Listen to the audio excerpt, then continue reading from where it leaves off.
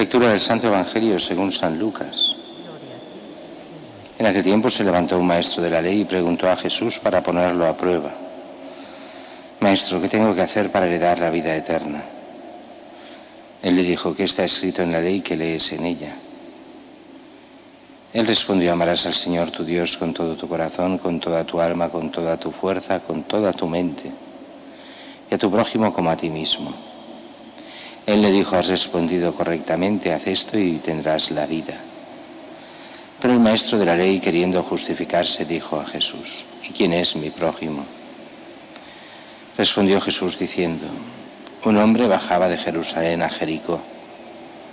Cayó en manos de unos bandidos que lo desnudaron, lo molieron a palos y se marcharon, dejándolo medio muerto.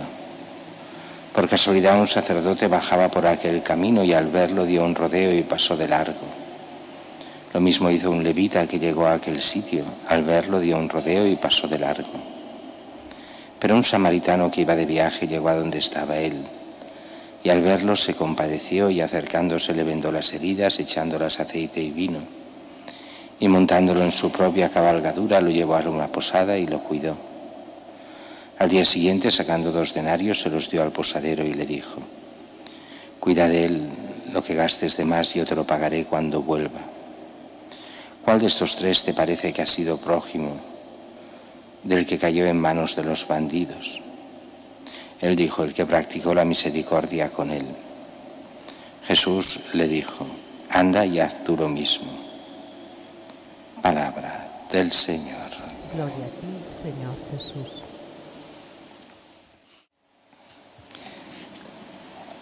El texto de hoy es un texto complicado porque tiene muchas más cosas de las que parece. Al principio, fácil. ¿Qué tengo que hacer para heredar la vida eterna?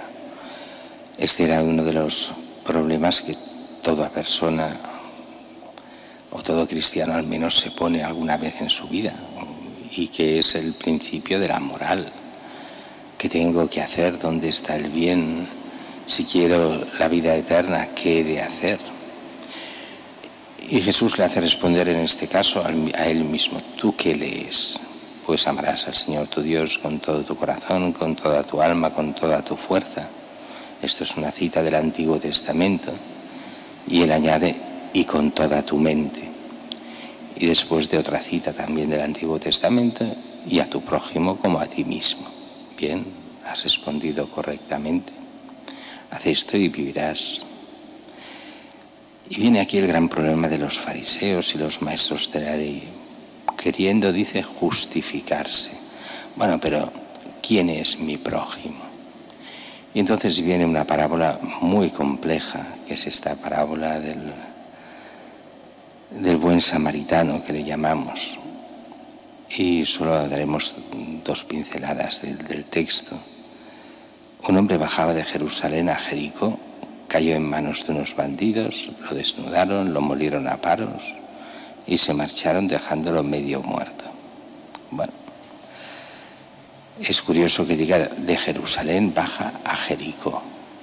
Jerusalén, en el sentido de la parábola, es el sentido de la ciudad santa. Un hombre que sale de la ciudad santa, de la santidad, y baja a Jericó. Jericó era la ciudad del pecado, y el camino en aquella época era un camino de bandoleros.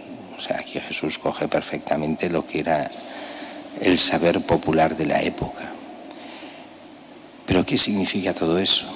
Significa el hombre que de esa santidad originaria que Dios quiere para él cae en el pecado. ¿Y qué hace el pecado? Lo destruye y lo deja medio muerto. Es muy curioso cómo Jesús usará esas imágenes en muchos otros sitios del Evangelio. Se creen que están vivos, pero están muertos, dirá también el Apocalipsis. Deja que los muertos entierren a sus muertos, los que parecen vivos, pero están medio muertos. Esa mentalidad que el pecado mata ya aquí el alma y después ya lo mata todo de cara a la vida eterna o la muerte eterna. Y entonces desnudarlo, dejarlo molido a palos, dejarlo medio muerto, es el fruto del pecado en el hombre. Este samaritano es el hombre herido por el pecado, por la lejanía de Dios, por el apartarse de Él, por el querer ser libre, en teoría, vivir su vida, pero sin Dios. Y dice que pasa el sacerdote por aquel camino, da un rodeo y pasa de largo. Lo mismo el levita. Aquí el sacerdote y el levita representan a todo el Antiguo Testamento. No es una acusación contra un levita y contra un sacerdote del Antiguo Testamento, sino que es el entender que el Antiguo Testamento no salva.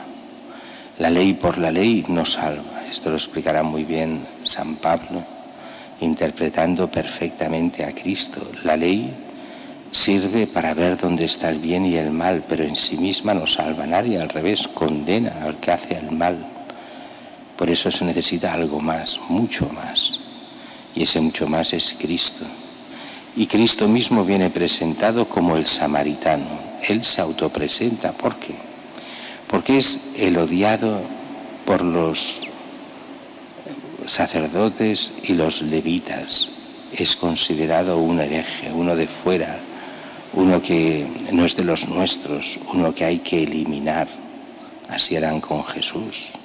Lo juzgarán, condenarán y eliminarán como proscrito del pueblo, como si fuese un samaritano. Por eso se presenta como un samaritano. Y Cristo sí, se compadece, se acerca, le venda las heridas, echándoles aceite y vino.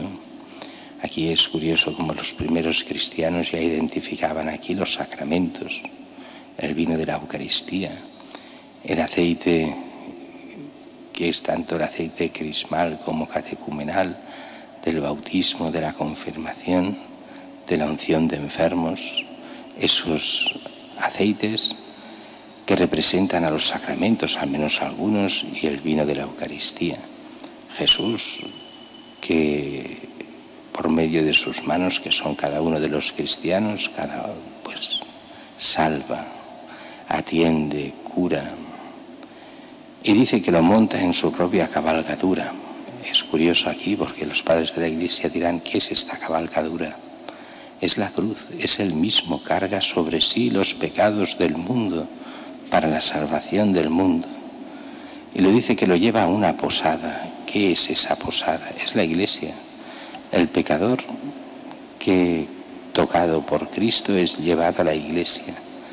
Y es en la Iglesia donde es cuidado.